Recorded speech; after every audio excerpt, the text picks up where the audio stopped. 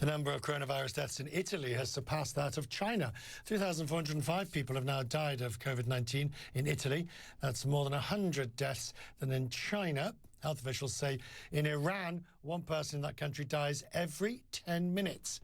The US State Department is about to issue the most serious warning against international travel. US citizens already abroad will be told to come home or shelter in place. Cases inside the United States are now above 10,000. And to our focus now with Poland, where the World Health Organization there says there are 246 confirmed cases. Now, this is the line of traffic heading from Germany into Poland. The EU nations shut its borders except to trucks bringing in goods. It's a long line, and the policy has created certain huge delays. The Prime Minister Mateusz Morawiecki joins me now on the line from Warsaw. Prime Minister, thank you for taking time.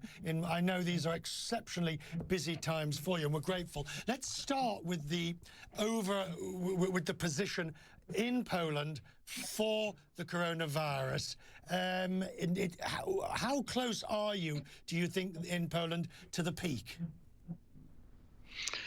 Unfortunately, I think that the peak is still ahead of us, and we will have several thousand, if not more, of the cases. This is a real earthquake also for our economy. Right now, we're fighting with the coronavirus pandemic from the point of view of our healthcare system and not letting new cases into Poland. This is why we have introduced as the first country in Europe so-called sanitary border controls, and they have helped us to slow down the inflow of new cases into Poland. But on top of this, we are introducing many other measures. Would you say that Schengen should be suspended now for the time being, whilst this is being dealt with? Schengen has special procedures which allow member states to temporarily change the rules, and this is what we have done. We have started the border controls because we know that most of the cases are coming from abroad, are coming from Italy, from Spain, from other countries in the western part of the European Union. This is why those controls have helped us to put more people into quarantine and to slow down the process. We have introduced quite restrictive measures compared to the other countries of the EU, and they seem to be quite effective. We have less cases than many other countries. We have restricted restaurants, bars, pubs.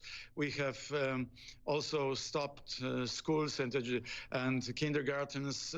So the whole country is, so to say, frozen, which is very detrimental to our economy, but this is needed, very much needed to do so for a couple of weeks, with the hope that later on we will very quickly be able to re-establish the linkages of supply chain, production chains, and we will do this.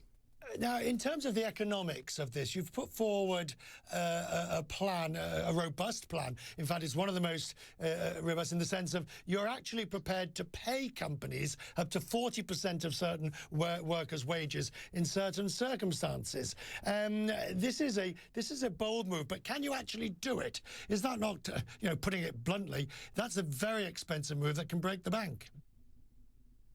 I was actually working at a bank during the previous crisis, post-Lehman collapse, and I can tell you, Richard, this crisis is different from the other ones. This crisis is a very, very different and very difficult one because it is now breaking the real fabric between different supply chains and is very much destroying our economy in a Schumpeterian way. So this is why we have introduced a very bold plan, a very effective and important one. It's a plan of a size similar to 10% of our GDP, close to 10% of our GDP, and it includes a safety net for workers. And yes, exactly as you said, up to 40% of a salary of an employee will be reimbursed, remunerated by the state budget, because we believe that it is much better to save the working places throughout the next couple of weeks and at the same time to preserve the capacity of the companies to bounce back once the crisis is slowing down. So this is one of the many measures we have introduced. Right. Our plan is consisting of 5 pillars, and one of them is specifically dedicated to workers, a safety net for workers, for employees. The ECB has done huge amounts, and of course, even for non-euro members, they will benefit if eurozone members become more secure. But I wonder, the European Commission and the President, you've been critical on the money being offered by the euro institutions. Do you think they have got a grip on this? I talk to the European Commission and the President of the European Commission every couple of days, to Ursula von der Leyen, and every couple of days we also meet in a form of the European Council, which is prime ministers and presidents from all the EU member states. And the EU is being aware of the size, enormous size of this challenge ahead of us. Having said that, the real money has not yet been put in place. The state budgets are right now in use, and our program is entirely based on state budget. I hope that the European Commission will use new money to fight with this crisis, and I'm pleased with the reaction of the European Central Bank, right. Which stepped into the game very decisively, purchasing bonds from the market, but also preparing a kind of LTRO, or next round of LTRO, which is long-term refinancing operations, very important to preserve liquidity of the companies through the banking sector.